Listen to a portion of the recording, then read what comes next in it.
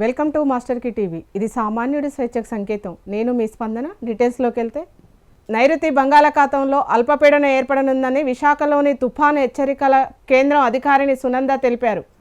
రానున్న 24 గంటల్లోనే అల్పపీడనం వాయుగుండంగా బలపడి ఈశాన్య దిశగా కదులుతూ బలపడనుందన్నారు. నైరుతి బంగాళాఖాతానికి ఆనుకొని ఉన్న తమిళనాడు పరిసర ప్రాంతాలపై ఉపరితల ఆవర్తనం ఉందని, ఈ ప్రభావంతో 5 రోజుల పాటు ఏపీలో తేలికపాటి వర్షాలు, ఉరుముల మెరుపులతో కూడిన జల్లులు, కొన్ని చోట్ల క్రమంగా ఉష్ణోగ్రతలు పెరిగే అవకాశం ఉందని తెలిపారు. సో ఈరోజు తమిళనాడు పరిసర ప్రాంతంలో నైరుతి బంగాళాఖాతంలో ఉపరితల ఆవర్తనం ఉంది.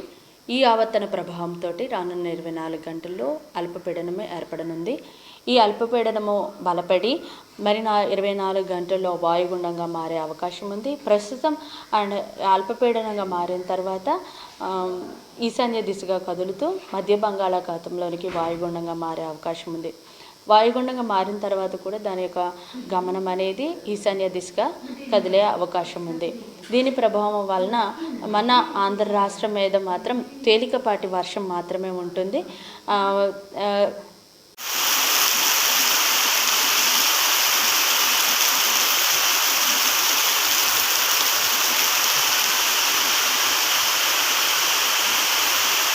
చర్ల మండల కేంద్రంలో ఉన్న మొగలిపల్లి చెక్కు సర్వే నెంబర్ 45/5, 46/1, 46/2, 46/3లో సుమారు 20 ఎకరాల ప్రభుత్వ భూమి ఆక్రమణకు గురి కాకుండా కాపాడాలని న్యూ డెమోక్రసీ పార్టీ ఎంఆర్ఓకి వినతి పత్రం ఇచ్చారు.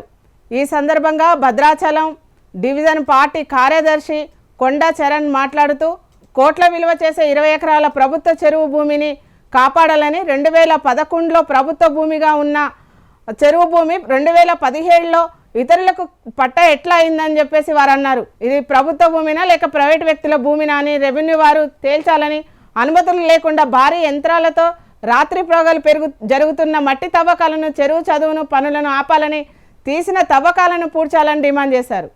నా పేరు Konda Charan, CPIML Prajapantha mass line party Bhadrachalam division కార్యదర్శిని.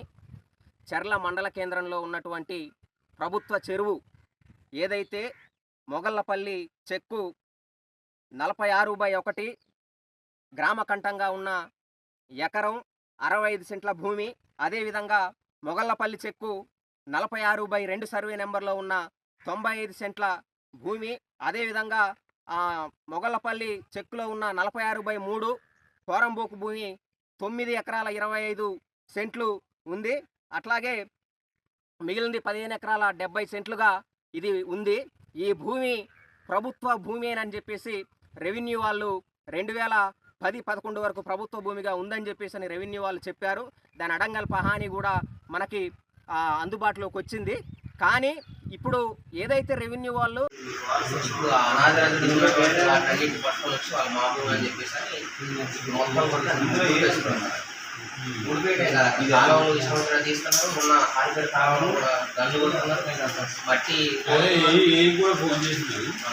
ఉమ్మడి ఖమ్మం జిల్లా స్పెషల్ ఆఫీసర్ సురేంద్ర మోహన్, జిల్లా కలెక్టర్ గౌతమ్ కలెక్టర్ కాన్ఫరెన్స్ హాల్లో పలు శాఖల అధికారులతో వరి ధాన్యం కొనుగోళ్లు, తాగునీటి సరఫరా, మైనింగు, అమ్మ ఆదర్శ పాఠశాల తదితర అంశాల వారీగా సమీక్షించారు.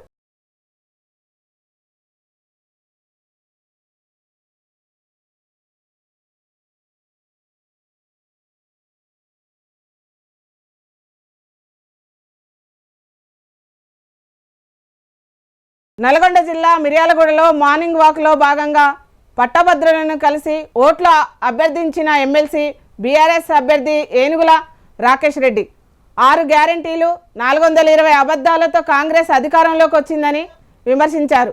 5 నెలలు గడుస్తున్నా నిరుద్యోగ వృత్తి లేదు, జాబ్ క్యాలెండర్ ఊసేలేదని ఆరోపించారు. చట్టసభల్లో ఇప్పుడు ప్రశ్నించే గొంతుక కావాలని, తనను ఆశీర్వదిస్తే ప్రజలు పట్టభద్రుల పక్షాన పోరాడతానని అన్నారు. ఏదైతే నల్గొండ, ఖమ్మం, వరంగల్ పట్టభద్రుల ఎమ్మెల్సీ ఎన్నిక తేదీ 27వ తారీఖున, అంటే సోమవారం రోజు 5వ నెల 27వ తారీఖున అనౌన్స్ చేయడం జరిగింది.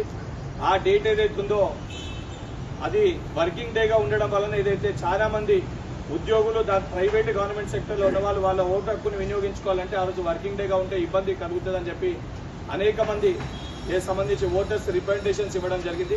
ఆ రిప్రజెంటేషన్స్ మేరకు ఈరోజు ఎలక్షన్ కమిషన్ని కలిసి ఏదైతే 27 ఏదైతే ప్రజాభవన్లో పేదల పెన్నిధి మాజీ ప్రధాని రాజీవ్ గాంధీ వర్ధంతి వేడుకలను ఘనంగా నిర్వహించారు. పంచాయతీరాజ్, గ్రామీణాభివృద్ధి మరియు మహిళా శిశు సంక్షేమ శాఖ మంత్రి సీతక్క రాజీవ్ గాంధీ చిత్రపటానికి పూలమాలలు వేసి నివాళులర్పించారు. మాజీ ప్రధానమంత్రి రాజీవ్ గాంధీ సేవలు మరవలేవని ఆమె కొనియాడారు. రాజీవ్ గాంధీ బడుగు బలహీన వర్గాల నాయకుడని కొనియాడారు. నవభారత నిర్మాణ సృష్టికర్త, దేశానికి దిశానిర్దేశం చూపిన మార్గదర్శకుడు రాజీవ్ గాంధీ అని గుర్తు చేశారు.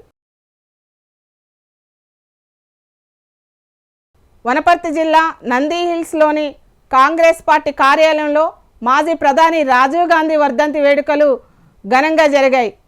పార్టీ పట్టణ అధ్యక్షులు విజయ్ చంద్రతో పాటు పార్టీ నేతలు రాజీవ్ గాంధీ చిత్రపటానికి పూలమాల వేసి నివాళులు అర్పించారు. బడుగు బలహీన వర్గాల నాయకుడు రాజీవ్ గాంధీ అని కొనియాడారు. రాజీవ్ గాంధీ ఆశయ సాధన కోసం ప్రతి ఒక్కరూ పాటుపడాలన్నారు.